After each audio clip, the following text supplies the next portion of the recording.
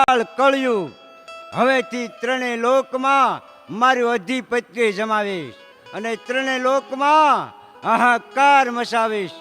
તો હવે પહેલી ચડાઈ સ્વર્ગમાં કરું, કારણ કે દેવતાઓ મને બંધી કરવા માટે નક્કી કપટ રચી રહ્યા છે. તો લાવ મારી શક્તિથી હું એક અસુર પ્રગટ કરું. હે કળિયુગ, મને પ્રગટ કરવાનું કારણ અને મારું નામ શું? અસુર, તારું નામ મહાકાળ, અને તું અત્યારે ઇન્દ્રલોકમાં જા અને તું ઇન્દ્રલોક પર ચડાઈ કર અને ઇન્દ્રનું રાજ જૂટવી લે. જેવી તમારી આજ્ઞા.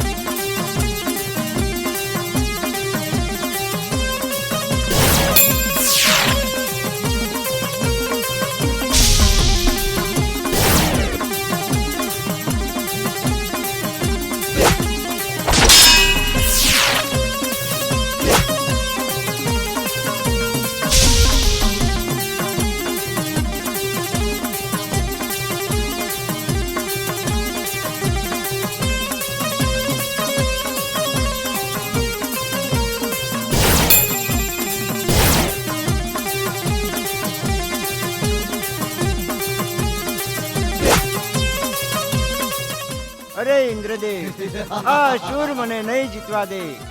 તો ચાલો અહીંથી આપણે ભાગી અને બ્રહ્માજી પાસે જતા રહેવી.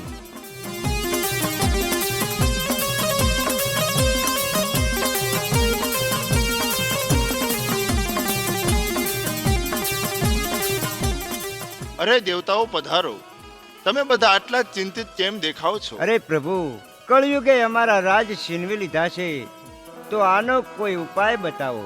અરે વિષ્ણુ, આનો ઉપાય તો દેવોના દેવ મહાદેવ બતાવશે. તો ચાલો આપણે બધા દેવો મળીને ભગવાન શંકર પાસે જઈએ.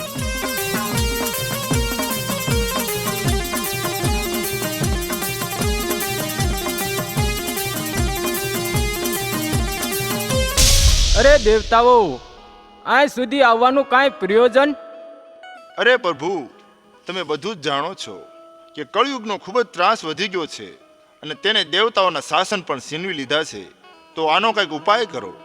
અરે આનો એક જ ઉપાય છે. દેવી પાર્વતીના અંગમાંથી એક દેવી પ્રગટ કરો, એ જ કળયુગનો નાશ કરશે. પ્રભુ, કોઈ વિડંબણા? મને આમ અચાનક અહીં બોલાવવાનું કારણ સ્વામી? અરે દેવી પાર્વતી, તમને બોલાવવાનું એક જ કારણ છે. આ પૃથ્વી ઉપર કળયુગનો ત્રાસ ખૂબ જ વધી ગયો છે. તમે કોઈ પણ રૂપ લઈ અને એનો નાશ કરો. જેવી તમારી આજ્ઞા પ્રભુ. તો હે દેવતાઓ, તમે નિશ્ચિંત બનો. હું હમણાં જ તે નરાધમ રાક્ષસનો વધ કરવા માટે પૃથ્વી તરફ પ્રયાણ કરું છું. પળભરમાં હું મહાકાળનો અંત આણીશ.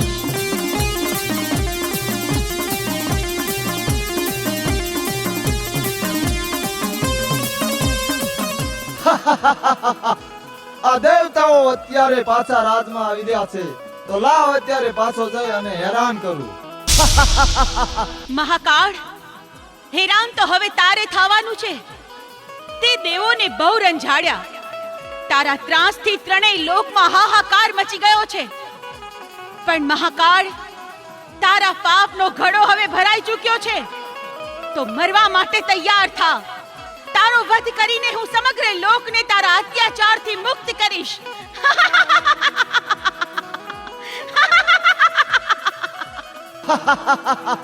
અરે આ દેવતાઓમાં શું તાકાત ઘટી ગઈ છે? આ એક નારીને મારી સામે યુદ્ધમાં મોકલી. મહાકાળ, વિષ્ણુ બ્રહ્મા અને ઇન્દ્રમાં શૂરવીરતા ખૂટી નથી પરવારી, પણ કળિયુગના રાજમાં હવે સર્વત્ર મારું સત પ્રવર્તે છે. એટલે જ તને સાક્ષાત શક્તિનો પરચો બતાવવા હું તારો કાળ બનીને આવી છું. તો હે અસુર, મોતને ભેટવા તૈયાર થઈ જા. તું પણ જાણતી નથી, મારો સામનો કરવાની કોઈમાં તાકાત નથી. હે મહાકાળ, ભૂલી ગયો તું ભાન વેર કેરી ધૂનમાં.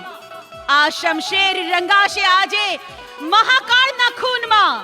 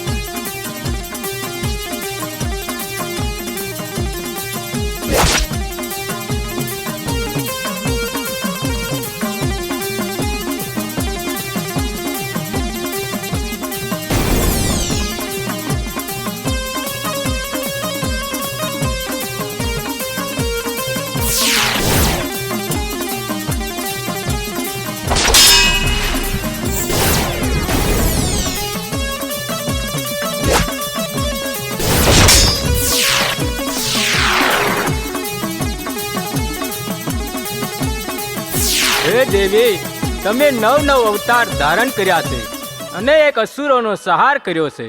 આજે તમે મહાકાળને મારી 10મા અવતારે દેવી દશામા તરીકે તમારું નામ આખા જગતમાં પ્રસિદ્ધ થશે. તથાસ્તુ. ભલે પ્રભુ, હવે હું પૃથ્વી ઉપર પ્રસ્થાન કરીશ અને કળિયુગનો સંહાર કરી મારા ભક્તોની ભીડ ભાંગીશ. પૃથ્વી પર ફરીથી સત ધર્મની ધજા ફરકાવીશ. પ્રભુ હે દેવો, હવે તમે નિશ્ચિંત બની સ્વર્ગ ભણી પ્રયાણ કરો. નારાયણ નારાયણ. અરે દેવી, અત્યારે કઈ તરફ વિહાર કરવા નીકળ્યા અને આ તમારું કયું રૂપ છે? અરે નારદ મુનિ, તમે તો બધું જાણો જ છો કે હું પાર્વતીના અંગમાંથી પ્રગટ થયેલી માં મોમાઈ છું. મહાકાળને મારી દશામાં સ્વરૂપે પૂજાઉં છું અને હવે હું કળિયુગનો પણ સંહાર કરીશ. નારાયણ નારાયણ.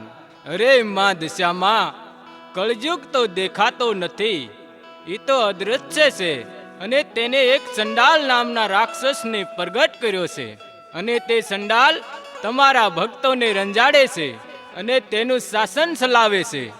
નારદજી, હું તેની આ ઈચ્છા ક્યારેય પૂરી નહીં થવા દઉં. જ્યારે જ્યારે મારા ભક્તો મને યાદ કરશે ત્યારે હું તેમની વહારે થઈશ અને એ ચંડાલનો પડવારમાં સંહાર કરીશ.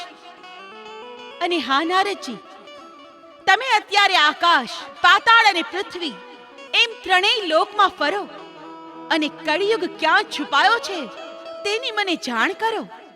નારાયણ નારાયણ. જેવી તમારી આજ્ઞા માતા.